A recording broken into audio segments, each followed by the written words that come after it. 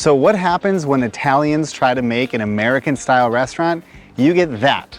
Old Wild West. And so that's what we're gonna check out today. So I'm looking at some of the items here. I mean, they got the cheese sticks, right? Mozzarella sticks, they probably don't call them that, but they got stuff like that. Gringos nachos, I might have to check that one out. A bunch of other things like the Caesar wraps, burritos. It's the first time I've ever seen a burrito in Italy, and probably the last time I'll ever see a burrito in Italy.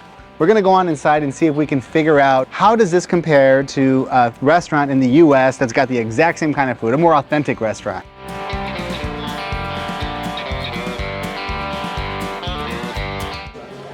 Okay, so the menu kind of looks like a newspaper. I mean, I'm not sure if that was intentional or just trying to save money. So looking over the menu, they definitely got a lot of the things about the American diet right.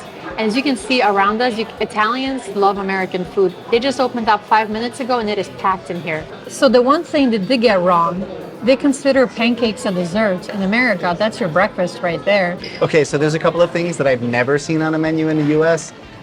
For a restaurant like this, Norwegian salmon doesn't sound like an old Wild West kind of dish. And wine. They have Prosecco, they have red wine, they have white wine. I mean, they may have it at something like Outback Steakhouse, but I can't imagine that in the Southwest or in Texas, there's too many of these kinds of burger places that are gonna have wine on the menu. So this restaurant has their own beer. Let's see. So first impressions of the beer, it's in a wine glass. Okay, so these are the Gringos nachos. They have just the regular nachos, which actually kind of looks like those tortilla chips that you get from the store, like those big family bags. So let's see what they taste like with the salsa. They're definitely not going to be as loaded as a place like you'll get in the US, but they're still great either way. I definitely think that they were worth, I think it was like €6 or something like that. I would give it 7 out of 10. The guac is a little sad looking, but let's see if it tastes good.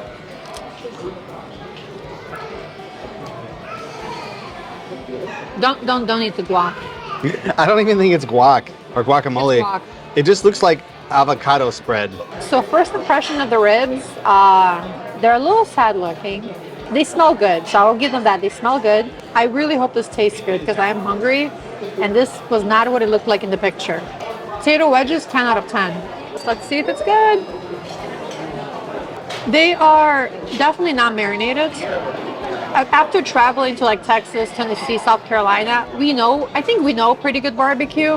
I would like to say that. I would probably give these like a solid 6.5 out of 10. All right, so I got the, I forgot what the name of it was. It was one of the burgers that had bacon on there.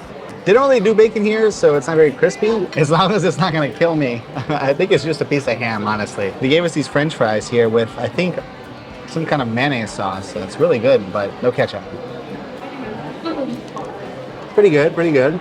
I would say this is between medium and well. It's got cheddar cheese on there. It's again something I haven't seen here in Italy because they do have cheese here, a lot of cheese, just like the French, but they don't normally sell cheddar. So I was a little suspicious at first, but it definitely tastes pretty good. It tastes like cheddar cheese. I love cheddar cheese.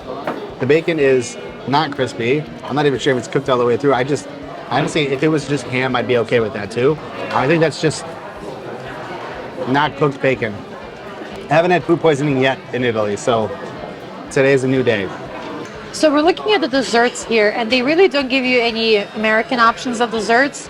I guess the most American thing on here is a cheesecake, but they have this thing called Copa Alaska. It has Nutella. I think we're just gonna go with the cheesecake. So I actually think that the decor inside here is pretty cool. It kind of makes you feel like you're on the old Wild West, hence the name, but it also has a kind of Southwestern vibe. There's some sort of Native American theme going on over here with the teepee. I definitely think as far as the decor goes, they executed it perfectly. So the cheesecake looks great. It looks really nice. That's a good cheesecake. 10 out of 10.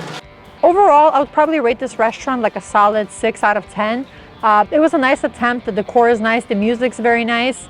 But I just think the quality could be a little bit better. What was the best thing? What was the worst thing? The best thing was probably the cheesecake. The worst thing, probably the bacon on my burger. Honestly, I don't even know if that was real bacon or not. I kind of hope it wasn't because it was very undercooked. I would say that they really put in the effort to make it appear as though it's kind of one of those Southern style American restaurants. I'm not sure if the food really lives up to the hype though, but it definitely scratches the itch if you were trying to get that kind of food and you had a Sunday afternoon free or something like that. This Oh, no. Nope, that's for that is- kids. Never mind. That's what happens when you refuse to grow up, everybody. That's both of us, though. I'm not gonna lie.